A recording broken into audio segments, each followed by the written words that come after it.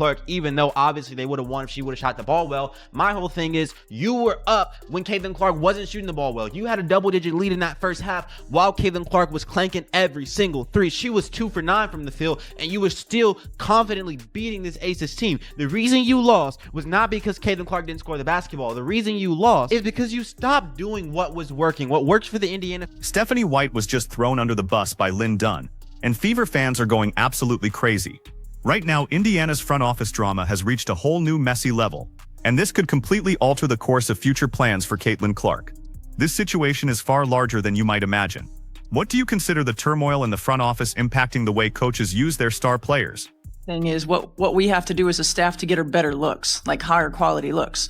Every game plan is going to be to make her score inside the 3-point line, right? And the different ways that they're going to do that: physicality, coverage, showing bodies, all the different things. And we have to do a better job of getting her higher quality looks. I'm not worried about Caitlin's shot. Here, the true problem isn't only discussing victories. Now let's be truthful about what has been taking place with the Fever squad. Everyone believed they were going to compete for a title this year after the introduction of all these experienced players with extensive playoff experience like Sophie Cunningham, Natasha Howard, Dana Bonner, and Aaliyah Boston. Sounds fantastic on paper, doesn't it? False. This group has been less reliable than a 2003 dial-up internet connection, and the losses are concerning how Caitlin Clark is being used by them. And it's becoming absurd, really. Your offense has the most dynamic participant in the league, someone who independently altered the entire landscape of women's basketball. And what is Stephanie White's job? She takes the ball from her grasp and runs this motion offense that results in something that seems fun to watch paint dry. Real big fan of what she's already been able to accomplish in the spotlight, tremendous spotlight. And I also think that she's going to adjust to the pros better than people think she is. Everybody wondered if Aaliyah Boston would, and look what she did. Aaliyah had good strength when she came in. She came from an outstanding program. She was smart. She was great work ethic, and Clark has all of that too. When you watch Clark, you think, how does she hit those threes from the logo? How does she make those great passes? She's physically strong. She's got great strength in her legs, in her core, and in her hands. And so I'm expecting her to have an impact on the WNBA. Permit me to tell me more about this motion offense bullshit. It's essentially a structure in which everyone stands around passing the ball back and forth until hopefully someone opens up. It's the offense your nephews run when they don't know what else to do. The issue arises when you have a person like Caitlin Clark on your team. Executing a motion offense is comparable to buying a Ferrari and only using it in a church parking lot. Do you recall Clark's actions at Iowa? She ran a read and react offense, the engine, the main decision maker, that enabled everything to function. In their recent victory over the Liberty, between her scoring and assists, she accounted for 54% of the points scored by the Fever. That's what happens when you genuinely allow the women to focus on their strength, rather than putting them in a cookie-cutter system.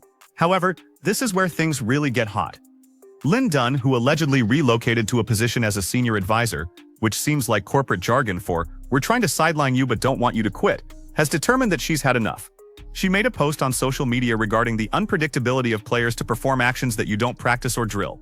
No, superficially, that seems like typical coaching knowledge, but when you look past the lines, she is obviously throwing shade at Stephanie White's handling of this group. This post's timing is why it's so clear.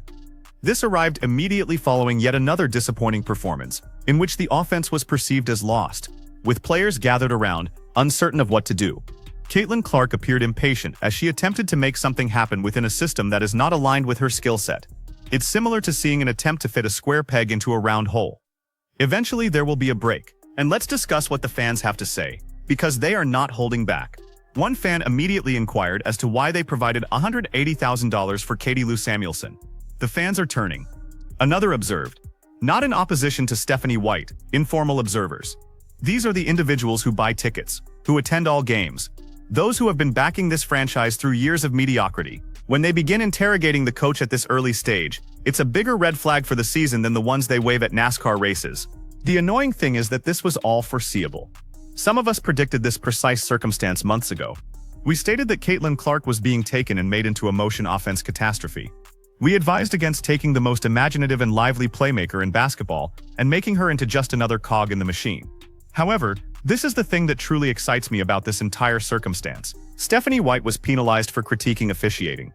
However, perhaps she ought to worry more about the offense she is in charge of than the referees. You're curious about what's causing the pain for this squad. It's not the referees. It's the fact that the prime once-in-a-generation talent is being wasted because they wish to demonstrate their superior intelligence to everyone else. Let's examine the figures, as statistics don't lie.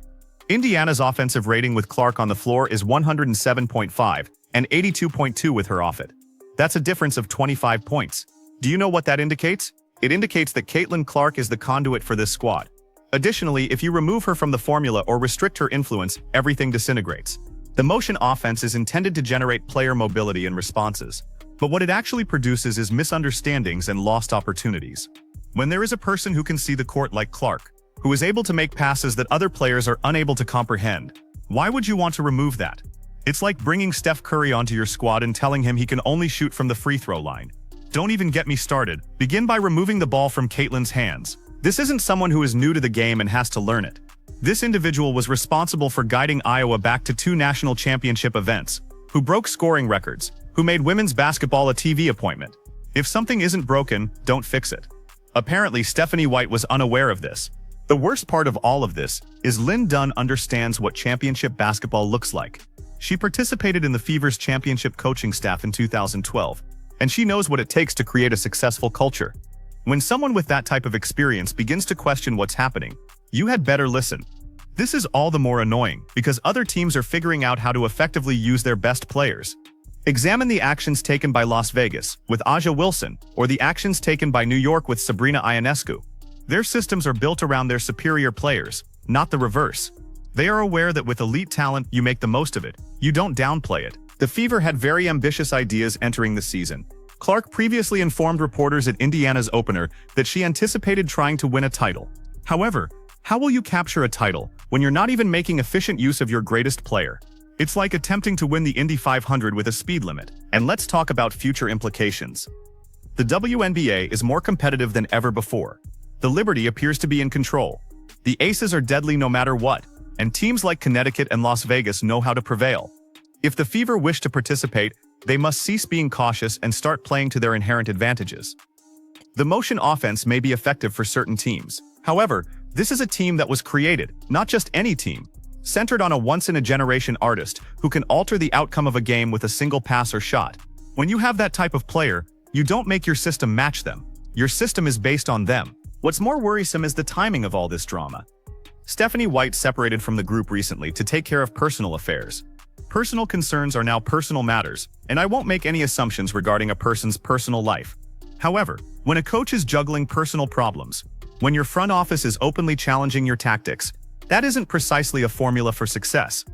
This is not good enough for the fans. They have endured years of reconstruction, years of disillusionment, having watched this franchise struggle for years to determine who it is. Ultimately, they gain a player with the ability to change, who is able to make them relevant once more. And rather than embracing that, the organization appears committed to overthinking it. This isn't simply about basketball strategy, it's about organizational philosophy. Do you believe that your top player will make plays, or do you make an effort to manage doing it all from the sidelines? Modify your system to suit their skills, or do your talent must adjust to your system? These are basic inquiries that every prosperous company has to provide the right response. The fact that we're watching this happen right now is the worst, and it feels like seeing a car crash in slow motion.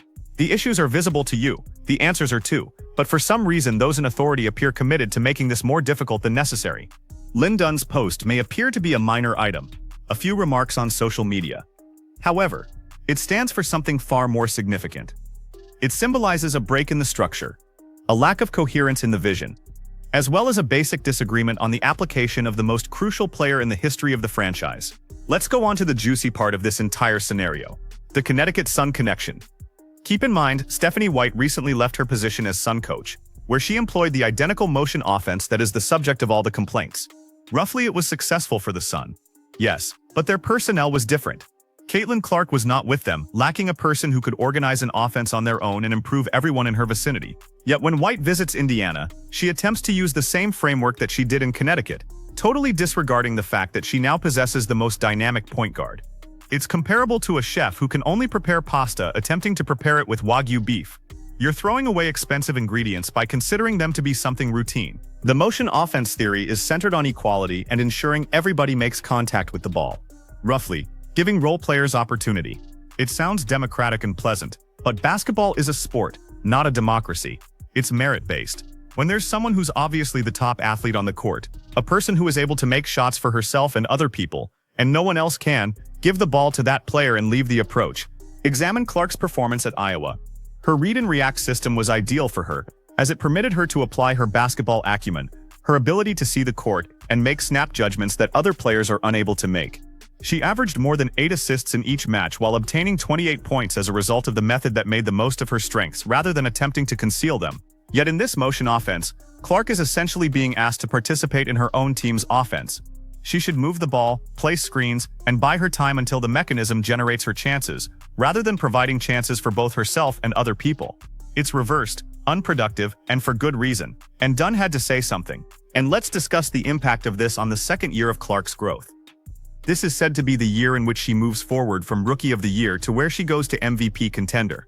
But she's trapped, making an effort to understand a system that doesn't fit her skill set, while handling the annoyance about being unable to play the way she's confident in her ability to play.